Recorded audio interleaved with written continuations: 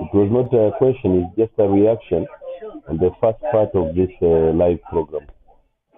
Your reaction. Yes, I personally agree with it very much.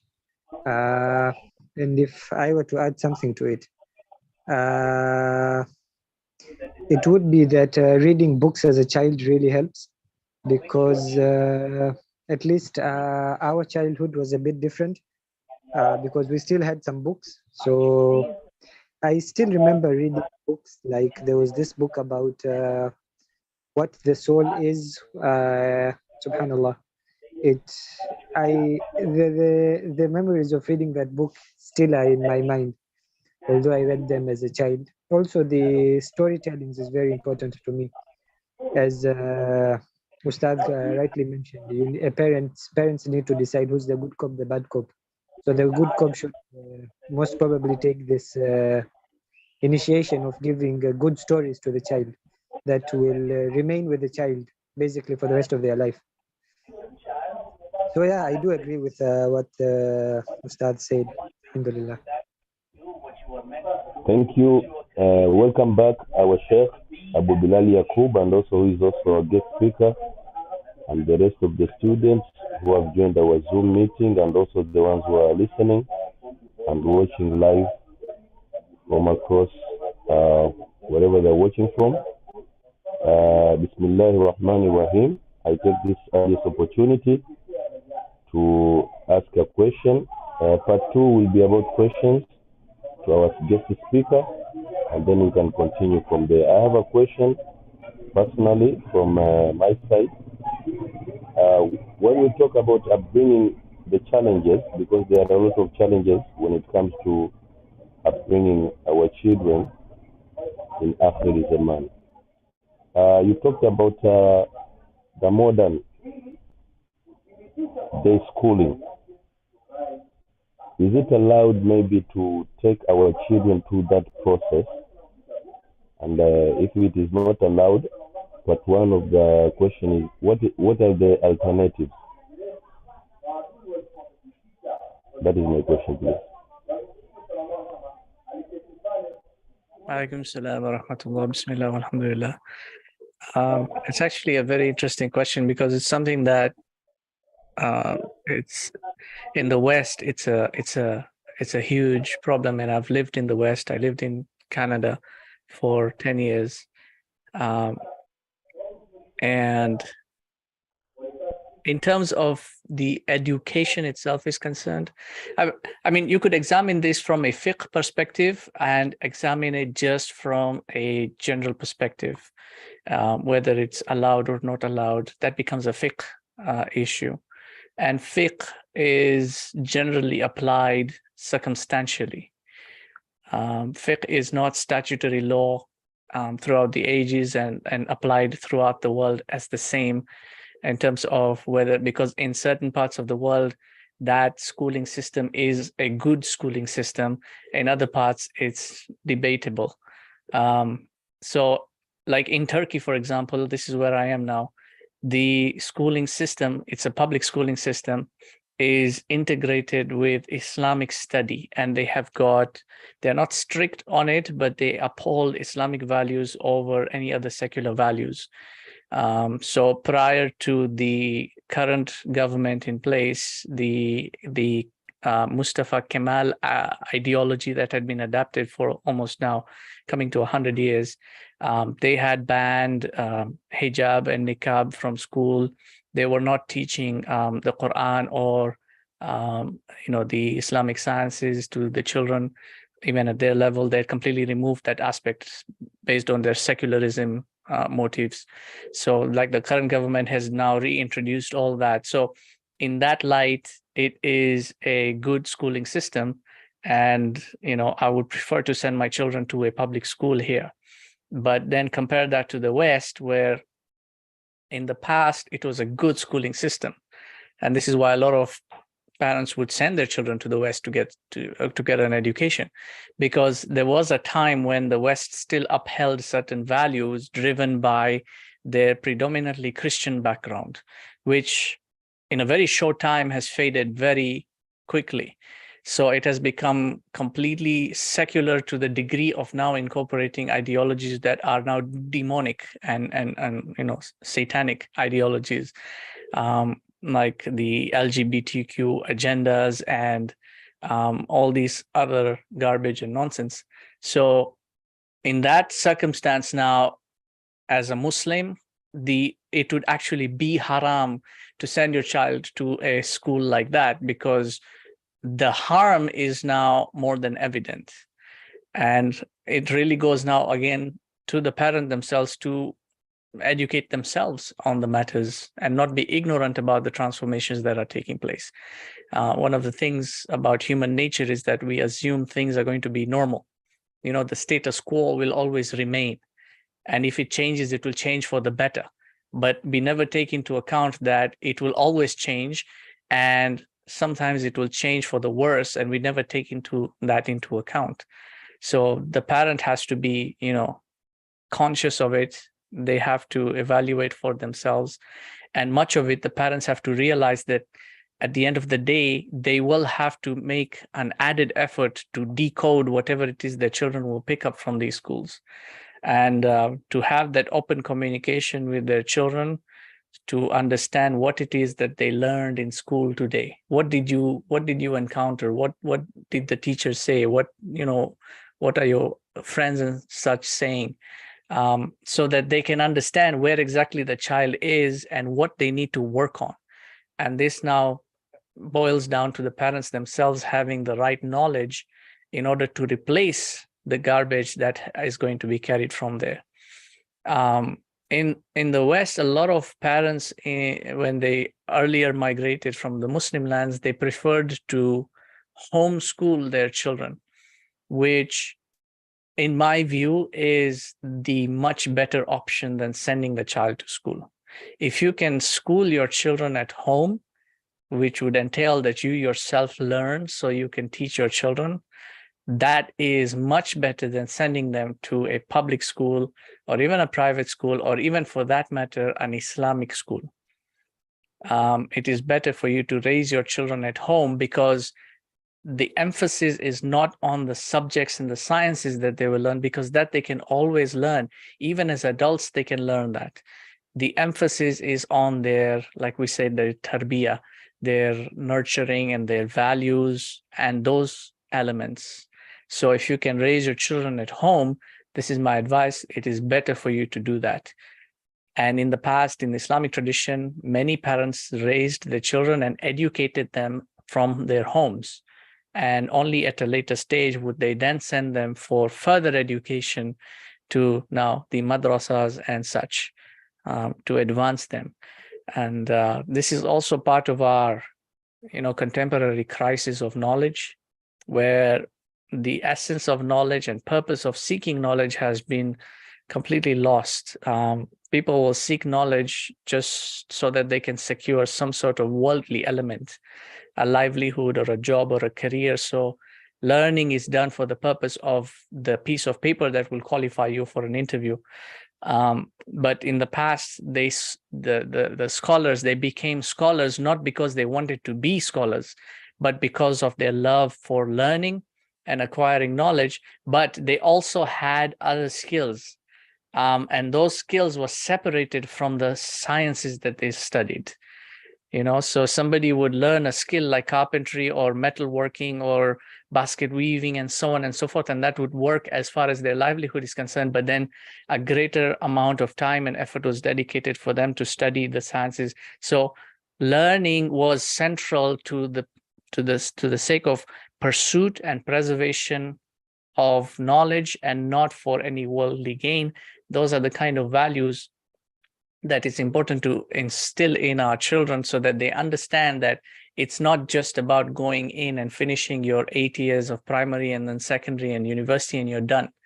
It's about it being a lifelong pursuit. And that can only happen when the environment that they are learning in doesn't indoctrinate them with that sort of mentality. It has to be an environment that instills into them that this is going to be a continual thing. You're going to keep learning, and then you'll make mistakes and you will keep learning, right? So if the parents educate themselves, then they can teach, because the first classroom is the mother's lap, you see, and the first discipline or disciplinarian is the father's fortitude. So it starts from there. And unfortunately, we've taken it for granted that, okay, 3-4 years old, just send the boy or the girl to school and it's taken care of there so that I can focus on my work. That's not how life should be. Unfortunately, that's the system, that's the nature or the state of how things are done. So these are the kind of problems that even in our contemporary age, we need to seek out the solutions for. There's no quick fix, there's no band-aid solution to that. And the only way people can actually work on it is if they have a united understanding of what it entails and at least implement it within their household before it can extend out into the community.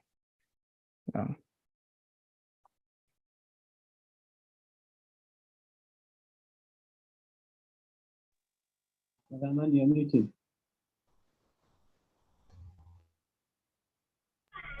Sorry, I'm not used to the microphone. Thank you for your answer, Sheikh. I welcome Brother Abdul Karim. Abdul Karim have already asked a question. Maybe I'll give you a chance to Brother Ayman. I didn't answer Ustad Abdul Karim's question. Go ahead, please. Answer Abdul Karim's question and then we shall go to our Brother Ayman. So the question, now go ahead. As you respond to what I said earlier, and also there's a phrase which is normally used. I think it is Charles Darwin. Brother Abdul Karim, please adjust your microphone. You're barely audible. Yeah. Now can you hear me? Yeah. I think it's Charles Darwin. This is the phrase that is normally used, and they took it into the Arabic world. It's saying al-insanu ibnu bi'atihi, that the man is al-insanu ibnu bi'atihi, meaning the man is the son of his environment.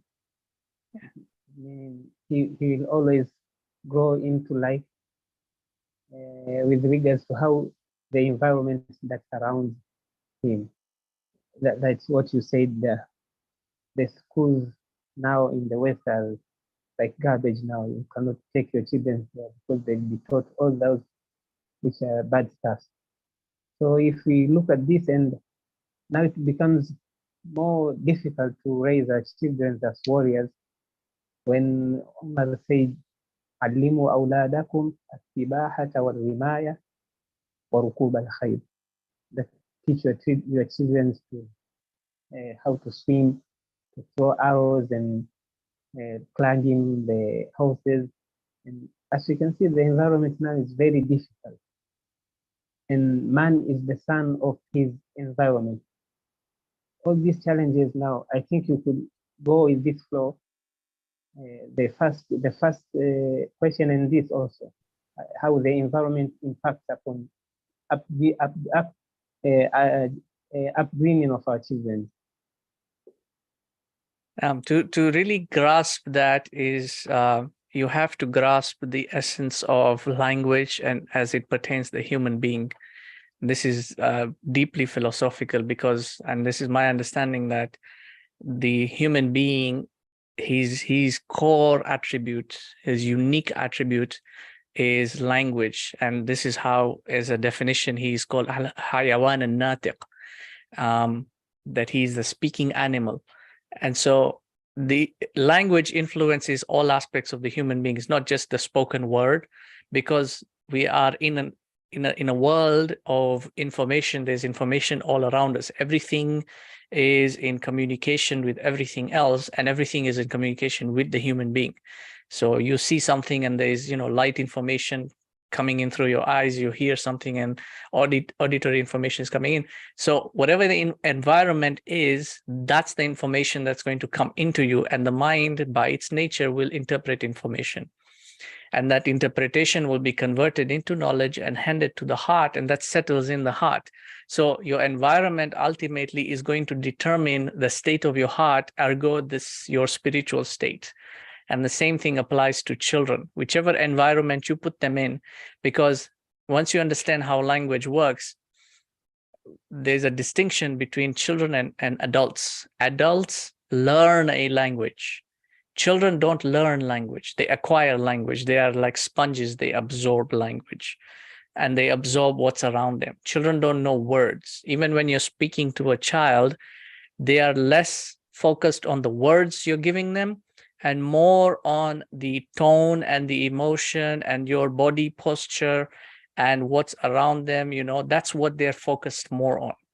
Same thing applies to if they're watching like a show or TV or something like that.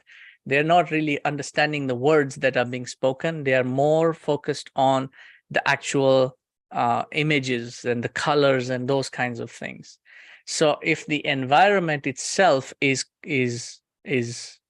foul, then foulness is what's going to be acquired by the child. And this also, I think your earlier question regarding the parents and what the role of the parents is. So if the parents themselves are constantly shouting, arguing, bickering amongst themselves, then that's what the child is going to acquire as, okay, this is the norm. But if the parents are engaging with each other intellectually, spiritually, with kindness, with love and affection, then that's what the child will acquire. You see, and for the parent, this is the most crucial thing, because the relationship between husband and wife doesn't just involve the husband and wife, it involves the entire home and all those who are around. He says in Surah Rum, وَمِنْ آيَاتِهِ أَنْ خَلَقَ لَكُم مِّنْ أَنفُسِكُمْ أَزْوَاجًا. And from his signs is that he has created for you from yourselves azwajan, spouses. And this word zawj in Arabic does not mean just two objects. It doesn't mean just two objects. It means the merging of two objects that are not the same. They are equal, but they are not the same, right? So if I have two pens, like if I've got, let's say, like these two pens, even though they might look similar, they are of the same company, right? This cannot be a zawj because they are not the same and they are not equal either. They've got different characteristics and different whatevers, right? A zawj is that you've got the one that has certain qualities that the other one doesn't have, and the other one has certain qualities that the one doesn't have. And then when they come together, they complement each other. And this is something that it cannot be rationalized mathematically or quantitatively. This is why quantitative sciences or empirical sciences cannot explain love.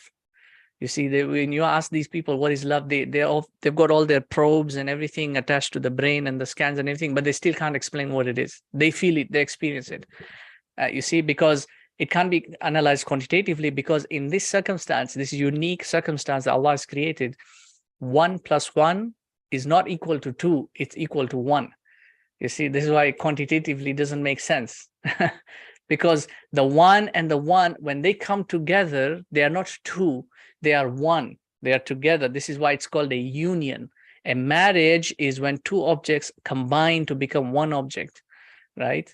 So the two, and this is why in Islam, nikah is half your deen, means that portion of your deen which could not be fulfilled for the rest of your life will now be fulfilled by your spouse who will be with you for the rest of your life, right? She or he will enable you to fulfill the rest of your deen. It doesn't mean that if you do nikah, my deen is half complete, so 50% I'm good.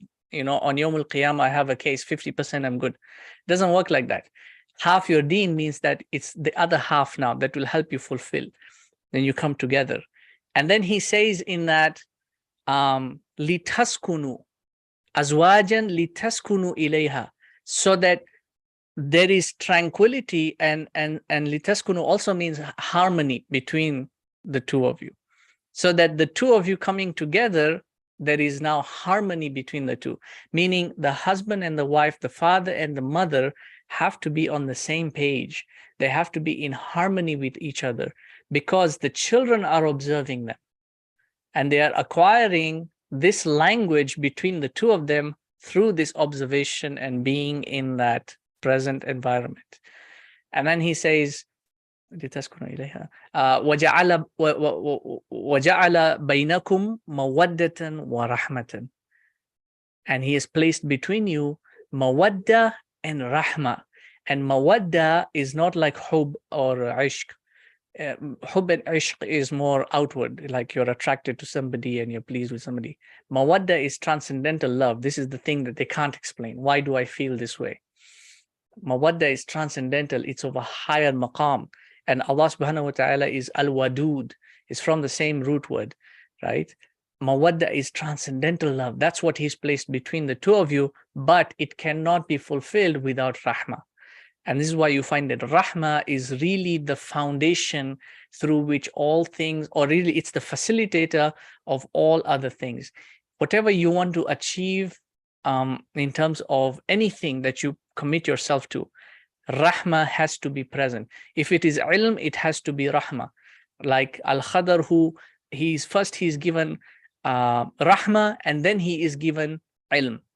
With the Ashab al-Kahf, when they ask for guidance, the first thing that they ask for is رَبَّنَا آتِنَا مِن لَدُنْكَ رَحْمَةً وَهَيِّئْ لَنَا مِنْ أَمْرِنَا رَشَدًا. So rushd in this case also comes through rahmah. And he begins the Quran, Alhamdulillahi Rabbil Alameen, Ar-Rahman Ar-Rahim.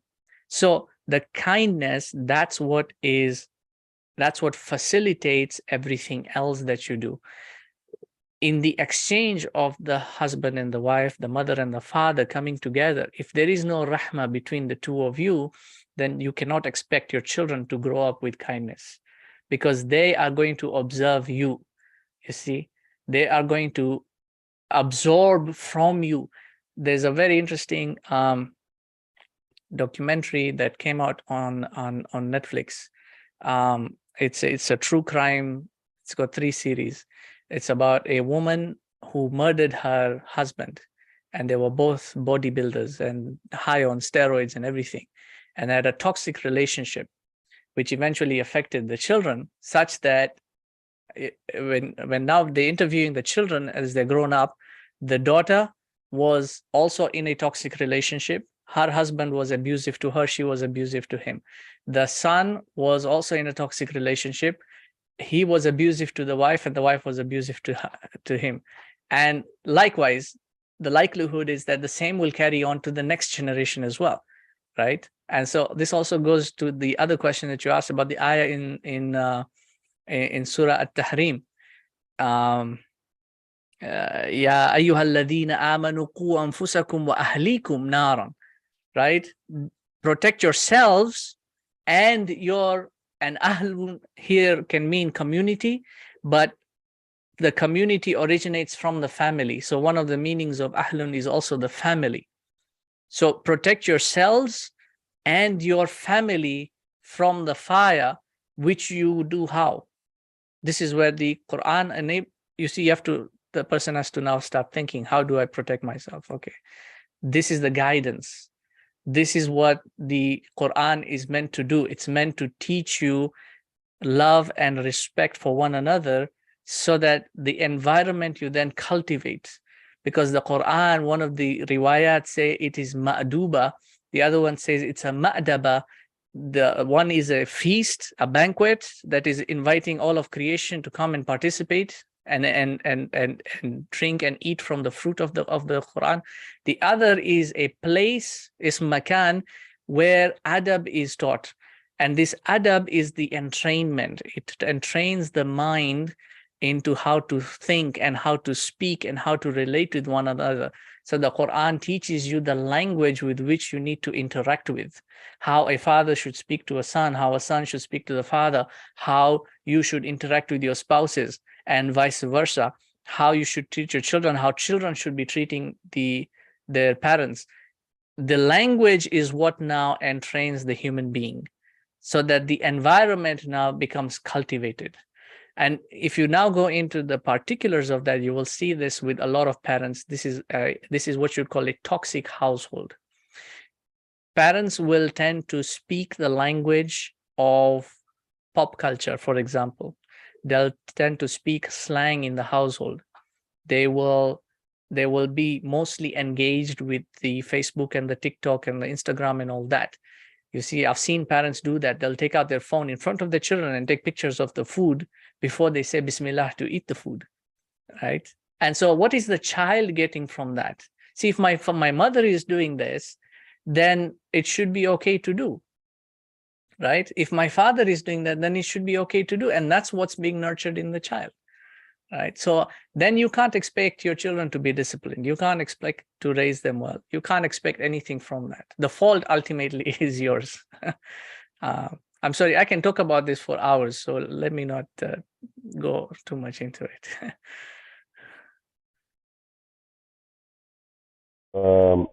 Thank you for your answer, Sheikh Abu Bilal. Brother Abdullah Nuruddin, you have been here with us since the first part of this program.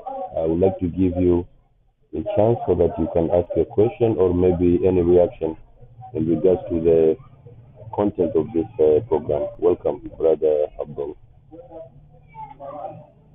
Thank you very much. I have a question. I have a few questions. The number one would be, for example, okay, can you give an example on how to ideally discipline your child? That's the first question. And I'll just ask the second, and then you can, how would parents be able to heal their children from the damage they already have done on them? So for example, now many people, they allow their children, like you mentioned earlier, they let them use the tablets, the phone, etc., and they're forcing information onto their brains and they're damaging them. So how would they be able to heal them from those damages? That's the second question. So both are actually related to, they are actually addressed psychologically. Like I said, that discipline does not mean punishment for crime. And if the parent disciplines punishment for crime, then that's what gets entrained into the child. And ultimately in society, the child will grow up knowing that if I commit a crime, then I will go to jail. But if I don't get caught, I will get away with it. And so the child, even in the early stages, this is human nature, will do things that will, because intelligence takes over also at some point, they will do things in such a way so that they don't get caught. And then they are out of your control completely. So discipline has to be done in a manner that does not express reactionary emotion. You have to be, as a parent, be very careful that when you are disciplining your child, you should not express rage or wrath or anger or any such thing. Because remember, what the child is not listening to your words. The child is now being overridden by your approach and your demeanor. That's what the child is acquiring. Instead, you could express your disappointment or unpleasantness. I'm not happy with what you did, and so on. Discipline also entails being consistent in something. If you are consistent in something, then you will not even find the need to take an object to hit the child with, right? So if you tell the child, clean up your room, the child does it, clean up everything, tidy up. After 5 minutes, the toys are out again, everything is a mess.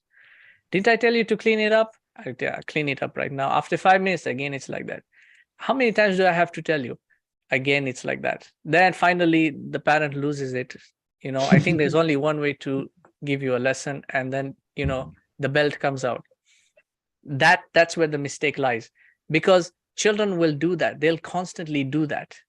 If you instead express, let's say, a disappointment, for example, because human beings psychologically are motivated by two things. And this is how the Quran also approaches with human nature.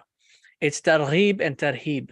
It's reward and punishment, right? So it's the expectation of something good and the fear of something bad.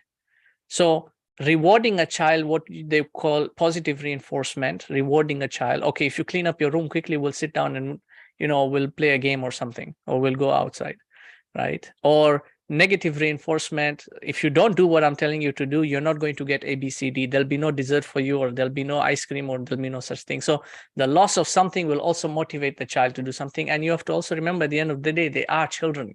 You cannot expect them to behave like adults. Like I told you once, and that's it. That's a bad attitude to take. It has to be consistent. In that accord, the parent has to implement a mode of prevention is better than cure.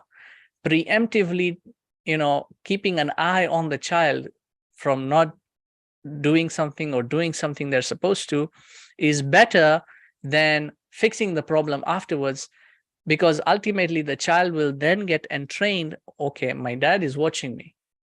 If I touch this, if I tell my son, don't take this, don't touch this, and I do it many times, and then I do it, he's going to test me. Children will do that. They will test to see, are you watching? Are you still on the same rule, or have things changed?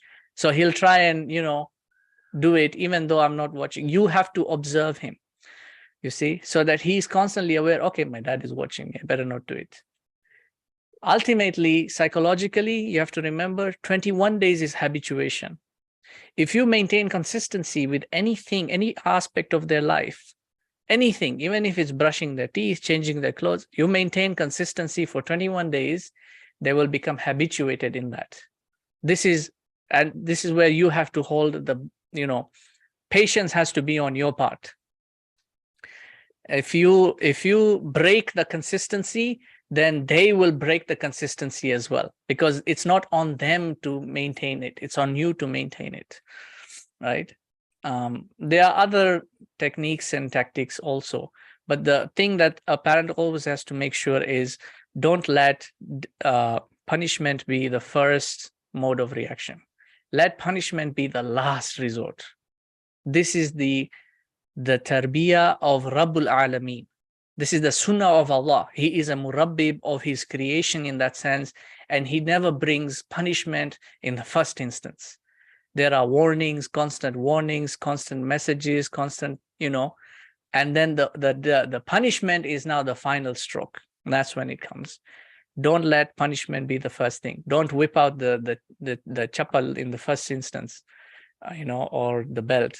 Don't do that. Don't shout. Shouting doesn't help with children. Shouting is one of those worst things that you can do, because then, remember, they don't understand words. So for them, they just know that, okay, the tone was here, now it's up here.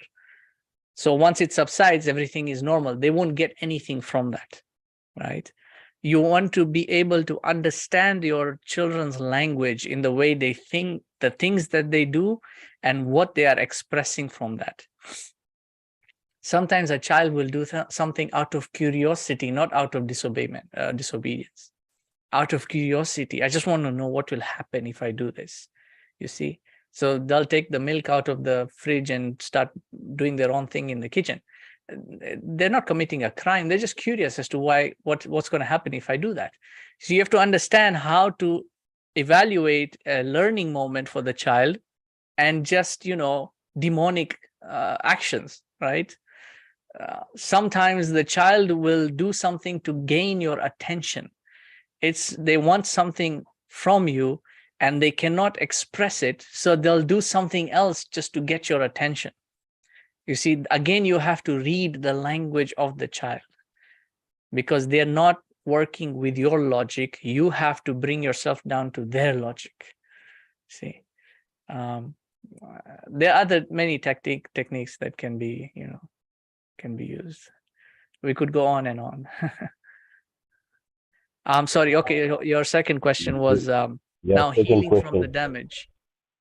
Again, 21 days is habituation. So 21 days from habituation also applies. There will be withdrawal symptoms because you're dealing with now base human nature. I would recommend every Muslim, in my view, it should be made fard for Muslims, or at the very least wajib for Muslims, to learn the Kimya Saada of Imam al-Ghazali. the fundamental knowledge of human psychology, as Ghazali explains, is very easy text, very simple to understand, and it should be taught to every Muslim along with Hadith and Quran and everything else. Because then you get to understand human nature and how to deal with human nature. Human nature takes 21 days to habituate, but when you break the habit, if the will is not strong, then withdrawal symptoms would be experienced. So a smoker who's been smoking for a very long time, for him to go cold turkey, he needs a very strong will. Otherwise, he'll fall back to the same cycle. So they allow you, you have to allow yourself some time, because psychological healing is much longer, takes much longer than physical healing. The 21-day period is usually applied even for alcoholism and treatment of those who go for rehabilitation. So 21 days of withdrawal from something will help in reversing the effects and bringing the psychological state of the child back to normal. But you have to now apply multiple different tactics like distraction, filling the gap, filling the void, because now if they are hooked on something like the device, and they will, for example, they will only eat if the device is there. Now you're trying to force them to eat when the device is not there. It's going to be very difficult. So you kind of have to be smart in that also, and come up with different techniques or tactics that you will use to sort of give them a diversion, pull them aside, give them something else, fill in the void. What we used to do is we used to take the kids for camping. Every once in a while we would go camping out in the wild with nothing, and everything is do whatever you can, whatever you've taken with you, that's what you use. No electronics, no such things. So being in complete isolation with nature helps the child realize their fitrah, because fitrah is being with nature. Going against fitrah is being in an artificial state. So those are different techniques that you can use now when trying to heal the damage. Take the children to a different environment where they can preoccupy themselves now with other things that will be more appealing to their human nature than the devices that have been giving them an illusion or a delusion of that. But the worst thing that you can do is to break the habituation period. If you break the habituation period, minimum 21 days. For other children, it might take longer. Each child is different. Each soul is different. For some children, it might even take 6 months to get over it. So if you break that before they've habituated themselves, then the effect is even worse, because when it comes back with aggression. So they'll do it even more, right? Yeah. Thank you very much. Thank you very much, Abu Bilaal Yakuub. Brother Ayman, it is your turn now to ask the question. Alhamdulillah, all my questions have been answered, but I just have one question. So Ustad, I was wondering, what is the advantages of teaching the child your mother language? So for example, in this instance, I am very grateful that I was taught Urdu. So and because today's world, there is this thing called identity crisis. So does it help to cope with that identity crisis, that if okay, I live in America, but still I am an Indian and I know in Hindi and I can read and write in Hindi. So does teaching the mother language help in this? First of all, this whole identity crisis is complete nonsense. There's nothing psychologically with regards to that. It's just something made up because they don't have anything else to do. The real identity crisis for the human being is fundamental. The first question that the human being asks in terms of fitrah is, who am I and where am I going? This in philosophy is known as the problem of identity and the problem of destiny. And it is addressed by understanding being and time, because time is what enables the destination. because we are beings who are in journey through time. We're not in journey through space. So that is completely nonsensical. But for the human being also, it is important that they understand where they have come from materially, biologically, or what their roots are. You know, who is my father and his father, and so on and so forth. It can be achieved genetically. You can do DNA tests and everything, but the only component that unveils true results is linguistics. So even in the tracing of a people, linguistics is the best tool of application, not even genealogy, because genealogy, you can intermarry tribes going back in, past intermarry, and you get different tribes coming out for this. It's very difficult to trace genealogy if you don't have immaculate records, but you can trace the language and how it has evolved and what meanings they pertain. And this is how our scholars used language to understand world history. And so, knowing your mother tongue enables you to know your roots. Where have you come from? Who are you in terms of a people, in terms of a qawm, right? Language in terms of your native tongue is more important than a second acquired language. The native tongue is what touches you directly in your heart, because it's the language of your mother. And you don't relate with your mother quantitatively. You relate with your mother qualitatively. With your father, you can have a quantitative relationship, right? But with your mother, you can't. Even if you tried it, you can't. It's fundamental. So knowing the mother's language is paramount. Now, if the mother herself doesn't know the mother tongue, then the child will not acquire it. And this is an issue in the world with communities who do not have in their languages any sort of preserved text. They don't have a preserved grammar, preserved rhetoric. They don't have any poetry, written works, literature. They don't have anything. It's just orally transmitted. And over the generations, the oral transmission starts dissipating when external elements start coming in.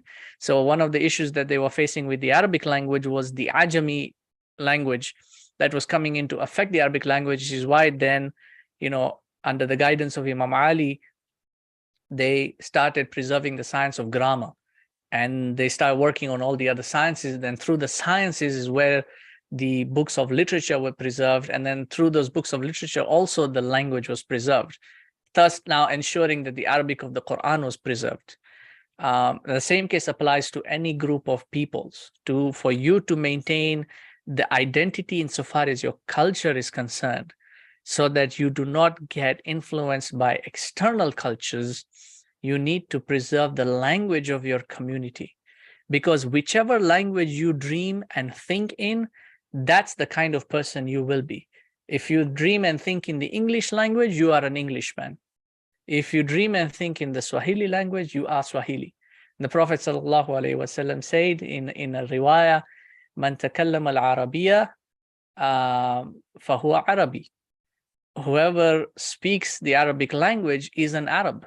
Now, maybe not from the genetics, but the very fact that he thinks and dreams like an Arab, he is an Arab, because language develops thoughts, and thoughts project worldview. Every culture has a different worldview of what reality is like, and they cultivate the world accordingly, right? So if you think like an Englishman, you will build the world according to the way the Englishman builds the world. If you think like Captain America, then that's how you're going to view the world and build the world. It's the same case, right? So preserving the mother tongue ensures that the family values that are carried down from the generations, the values that a father teaches a son and the values that a mother teaches her daughter, so that they teach the next generation, those are embedded in the language. You understand? So with the language come the values as well. And then from those values, the virtue are, the akhlaq are developed from that. No. I have a question, if No. I can ask. So it's regarding language. And so let's say the parents are, let's say the child is mixed race, right? So sorry, the child is mixed race. Mixed race. The Okay. parents are from different continents. So how would that, like the language, because the language of the mother then would have to be the more dominant one, or? because as I understand, mothers are the one who pass culture to the next generation. Like, Well, how would that affect it all? fathers also will pass culture in that regard. So when you have a couple, mother and father, who are from the same, culture, then both of them will be speaking the same language. But now when you have a father from a different culture, mother from different culture, then you actually are at an advantage here, because the child can, if the parents do it right, they can teach the child two languages, and psychologically, the more languages you learn, the better your ability of intellection. Because what language does to the brain is it unlocks what are known as neural pathways. This is called neuro-linguistic programming. Every language you learn unlocks a neural pathway, and that becomes a new algorithm in the mind, in the brain. So the more languages you learn, because the more words you acquire. A word in one language will mean something. In another language, it will have a slightly different meaning, referring to the same object, but together now you have a more expansive understanding of the thing, right? So I can call this a pen in English, and I know what this is. I can call it a qalam in Arabic, and the Arabic meaning will expand the understanding of this object, of what this, because then when I go to the Quran and I see what the meanings, contextual meanings of the word qalam are, it expands my understanding of this. If I didn't know Arabic and I only knew English, then my understanding is limited to the English language. So the more languages a person learns or acquires, the better their intellection will be, because their expansion, their understanding will be expanded. More words will unlock more neural pathways, and each sentence in every language is different. The structure, the syntax, that's the algorithm now. Where the word comes will unlock a different pathway every time, even though it's referring to the same thing. So polyglots tend to have, better brain capacity. That's why in our tradition, you will see most of the great ulama, they spoke more than 2, even 3 languages, and they spoke scholastic languages. So they spoke Arabic, they spoke Farsi, they spoke, some of them spoke Greek and Latin, because they were also doing translation of works. There were others who were learning medicine, so they actually learned Chinese as well, which is a very sophisticated language. There were others who were dealing with the Hebrew tradition, the Old Testament and study of the Old Testament, so they learned Hebrew as well. So their language capacity expanded, and then you get these great geniuses in our tradition, like Maulana Rumi, for example, whose poetry, it can be elaborated in Farsi as well as in Arabic, and the combination of those 2 languages in Urdu, it can also be elaborated in that, right? For the East African community, going back now, when the Arabs were migrating to East Africa and they intermarried with the Bantu, this is where you get the Swahili language. And if you compare I don't think anyone speaks Bantu anymore, but they do have records of how certain words were and what they meant. If you compare the linguistics of what it means when a Bantu describes a tree and when an Arab describes a tree, and then you merge the 2 together to see how does a Swahili describe a tree, you get a more profound understanding between the 2 languages, right? No. Thank you very much for your response and your answers. There are a few questions from the social handles. I will read all of them, and then you can reply at once. First question is about the whip. As The you whip? know, here in Kenya, the whip, they call it kiboko in Kiboko, okay. Mombasa. Mm-hmm. Yeah, they call it kiboko. So the question is, what can we do to change that trend in our madrasas here in Mombasa? And I don't know about the rest of the students in other countries. So much so that when they want to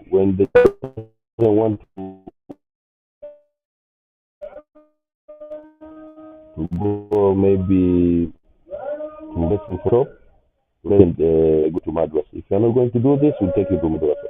So it has become a negative issue. So how can we do away with that? That is the question. And another question is, is asking here, I don't know if it is a she or he, how can we, no, he's asking, should we allow our children to play in the neighborhood where there is a mixture of cultures and religions in Akhiri Zamaan or in the modern state? And a third question, and finally, is asking, what are the lessons do we learn about Prophet Noah alayhi salam son vis-a-vis children upbringing in Akhiri Zaman? Those are the three questions. Please, you may respond. Thank you. Okay. As far as the stick is concerned, the whip or the stick or the kiboko, the idea behind that is that it becomes an object of fear. That's what it should be applied as, not to be used as the object. So the idea is that so long as it's there and the ustad is holding it, I got from my Ustad Muhammad Sheikh. This is what he taught me, because he used to have a bamboo stick with him, but he never used it. I mean, he used it a few times, but not that common. And the idea was that so long as that stick was there, everyone kept quiet and everyone did what they were supposed to do, because we feared the use of the stick, but he didn't even need to use it. That's what the concept here is. So for me, what I do, I have like I just pick something. I used to have a stick as well. And all I would do is just use it as a threat. Do you want me to use this? Do you want me to hit you with this? This is what I would do. And keep it on the side. So anytime the child misbehaves, I just have to look at it, or I just have to pick it up. And the child understands, okay, this is it, but doesn't need to be used. This is the concept. Unfortunately, what a lot of these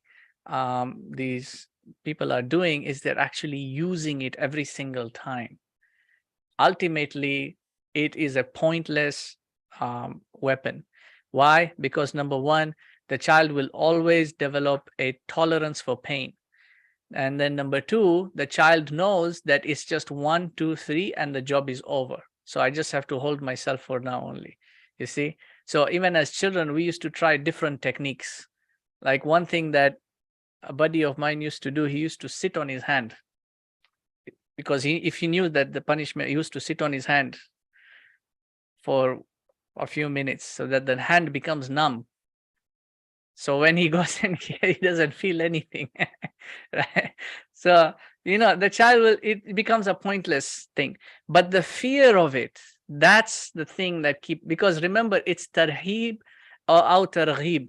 You see, it's the fear and then the promise of reward. So it's not the thing itself, it's the fear of it that keeps the child in check. This is what the ustads, the ma'alim, they have to try and work this, because in the past, this was part of the tradition. And if you read Imam al-Ghazali's Ihya Ulumuddin Kitabul Ilm, he explains something about how a teacher should behave with the child.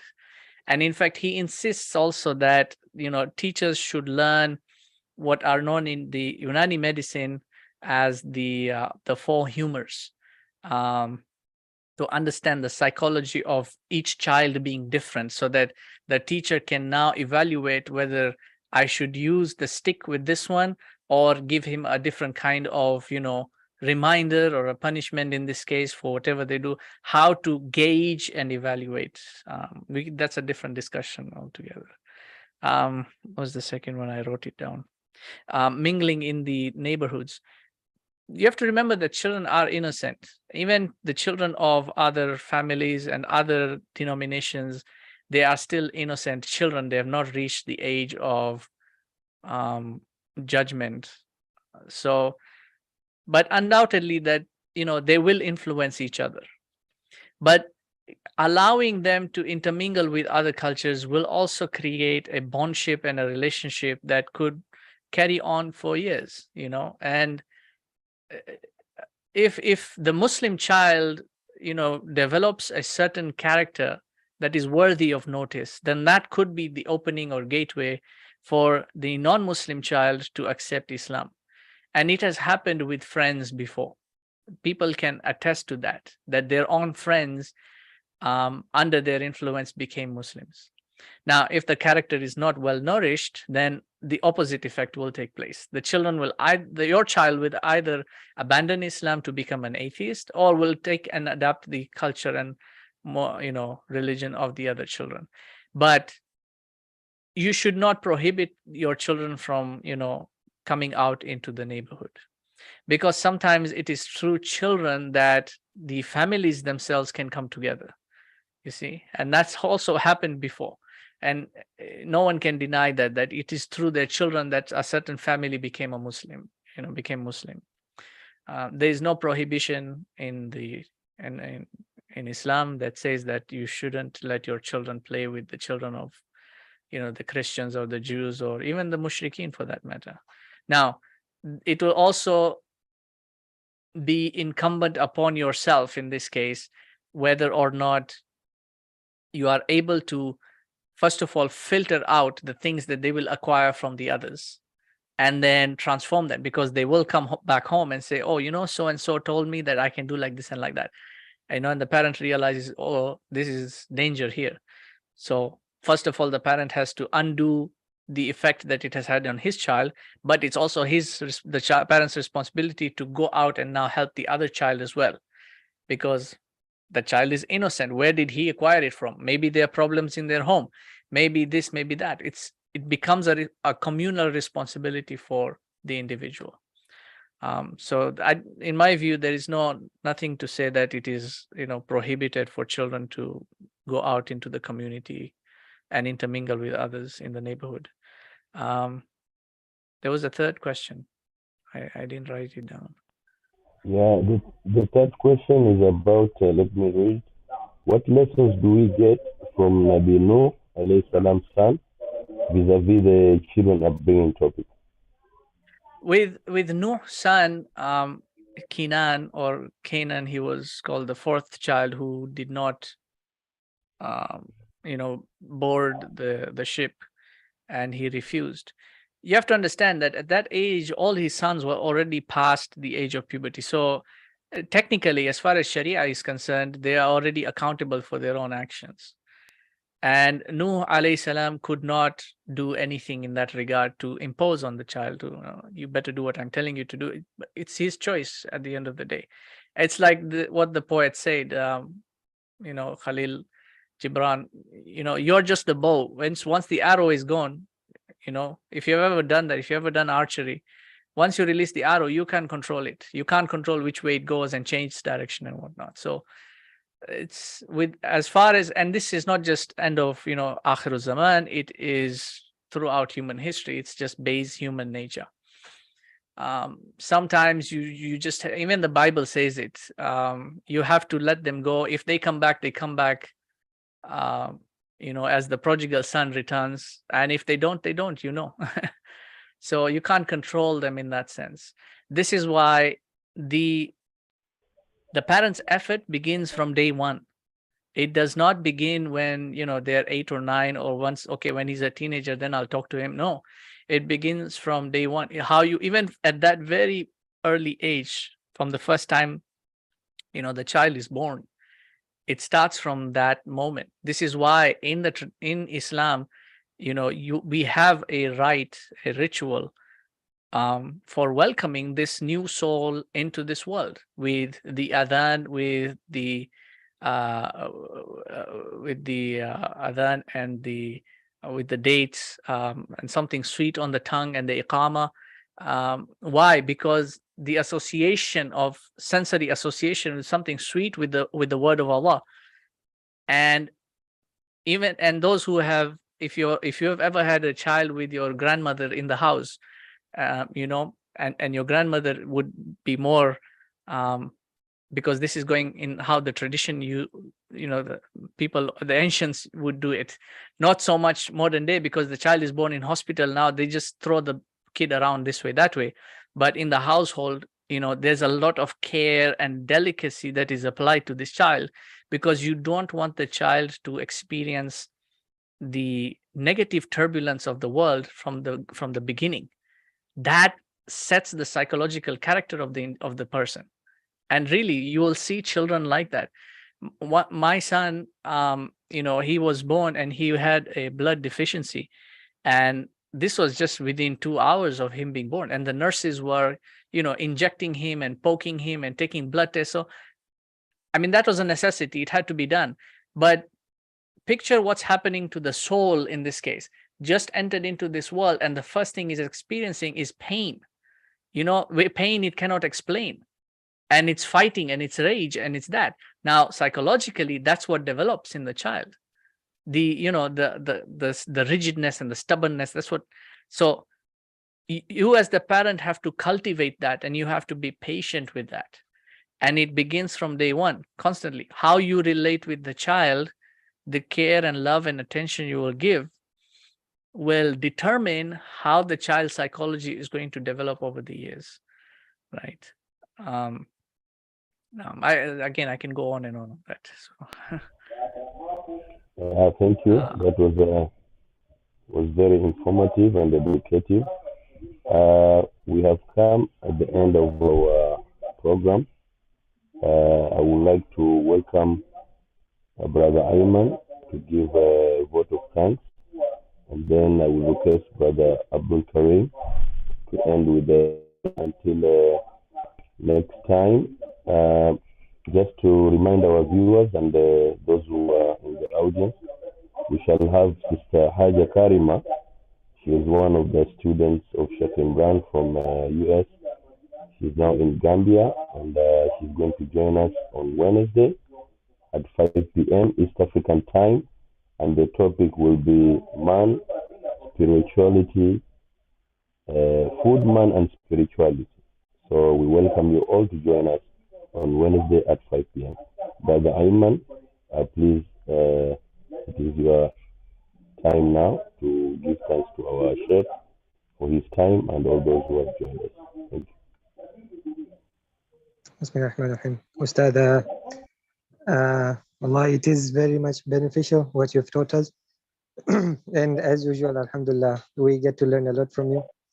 So, Jazakallah, Barakallah Feek. And inshallah, we hope to see you soon, inshallah. Inshallah, Jazakallah khairan. Thank you very much. Brother Abdul Karim.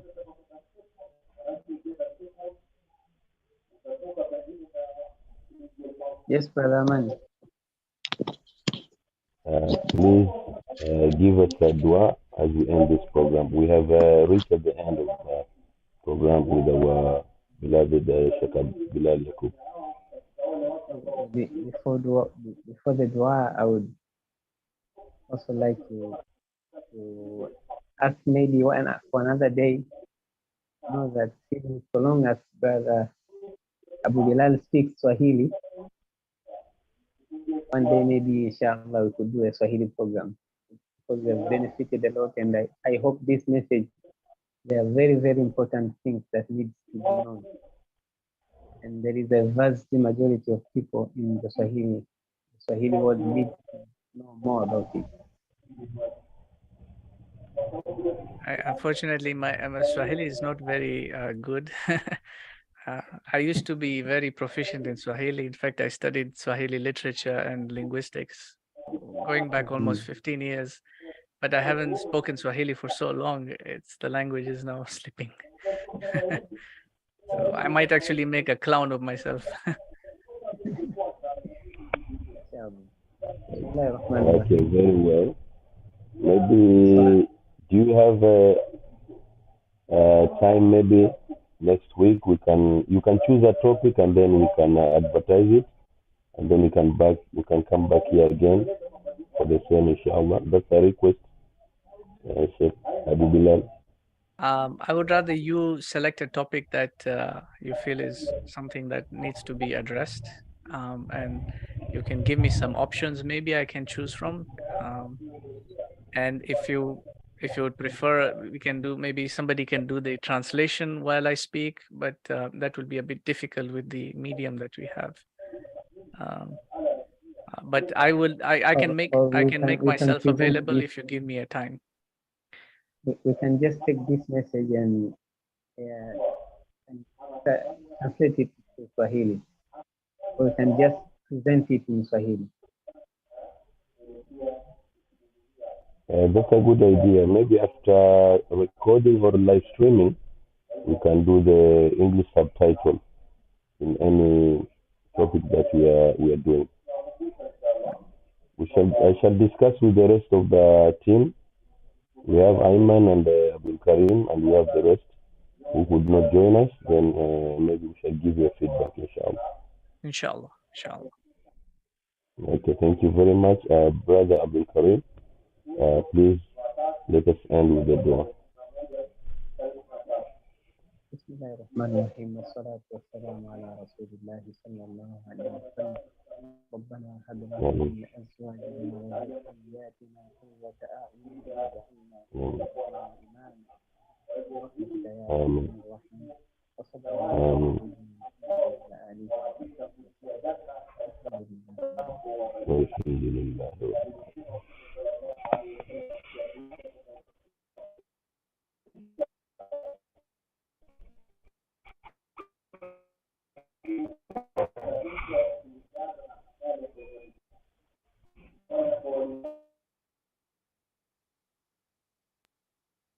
Jazakallah khairan, inshallah. I'll be taking off. Assalamu alaikum wa rahmatullah. وعليكم السلام ورحمة الله وبركاته.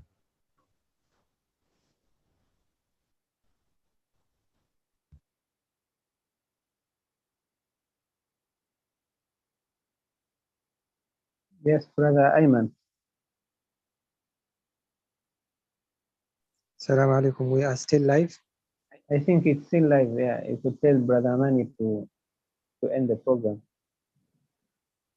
Yes, Brother Mani.